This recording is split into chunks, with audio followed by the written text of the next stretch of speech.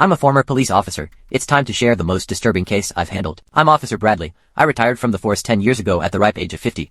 I'll begin with a story from my 20 years as a police officer that stuck with me like a deep thorn. January 17, 2005. We got a call about a woman who had locked herself in her bathroom.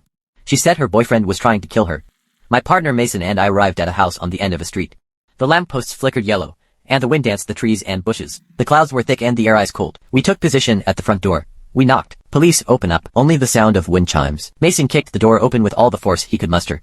We scanned the house downstairs. No one in sight. Clear. You hear that? I said. Mason looked up at the stairs. Gentle cries. A woman. So subtle, and as if muffled behind a door. In a room. Thought she was supposed to be downstairs, said Mason. We made our way upstairs. Ma'am, it's okay. I began. You're safe now.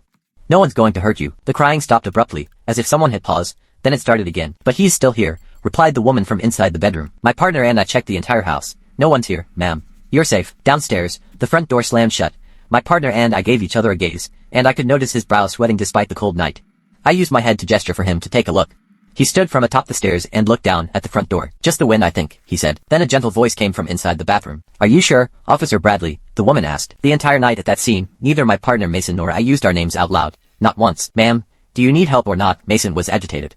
We need to know you're okay, so step back because I'm kicking it in. A part of me believes Mason was more eager to see the woman's face, to find out who she was and how she knew what she did, than he was for her safety. He wanted peace of mind. No, hold on, I said. She might be sitting right by the door. We don't want to hurt her. Then she said it. Officer Bradley, tell Mason that if he touches this door I will visit his family in the late hours of a certain night and break down a door of my own. The woman's voice was an octave deeper when she said that. I never understood the expression, white as a ghost. Do people actually turn that pale in the face? I learned that they in fact did when I saw my partner react to those sinister words. I couldn't stop him from kicking in that bedroom door this time. But when he did, we found nobody inside. There wasn't a window above the shower through which to escape or another door to go through. And yet, we were certain that we just had a full conversation with a woman behind this door. We scanned the entire house, including the backyard, one last time, inch by inch. Nothing. My partner and I communicated non-verbally the rest of the night.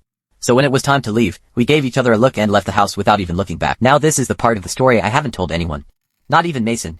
We were sufficiently disturbed, so I didn't want to tell him what I'm about to tell you. When we left the house, I drove us back to the station that night. He probably thought I didn't notice, but his hands were shaking too much to drive comfortably. He doesn't drink coffee. As I reversed the cruiser out the street, Mason didn't look back at the house, but the truth is, I did. And I sincerely wish that I hadn't. I looked and squinted at a garbage can by the side of the house to see a strange, dark figure kneeling by the gate, as if watching us leave. And as we finally drove away, as the house became more and more distant in our mirror, the figure slowly stood itself up.